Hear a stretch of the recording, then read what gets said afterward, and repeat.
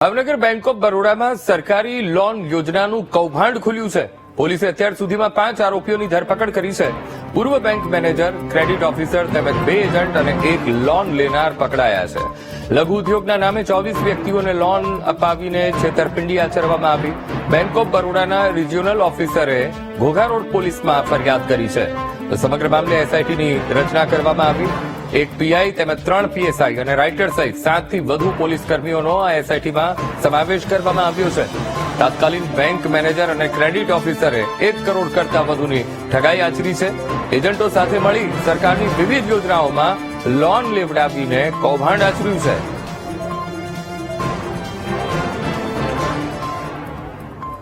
કુલ 1 કરોડ જેટલા આર્થિક નાણાંની ઉચાપત અંગત કારણોસર કરેલાની ફરિયાદ દાખલ કરવામાં આવેલી છે।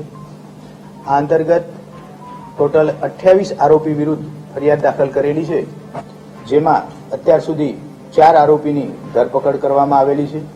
પૂરેપૂરી ખાતરી કરી અને પછી ગઈકાલે ગુનો દાખલ કરવામાં આવેલો છે। અત્યારે હાલ બેંકના 2 કર્મચારીઓને અટક કરવામાં આવેલા છે। વધુ તપાસમાં જો બેંકના કોઈ અન્ય કર્મચારીઓની સંડોવણી ખુલશે તો એમને પણ આરોપી તરીકે ધરપકડ કરવામાં આવશે।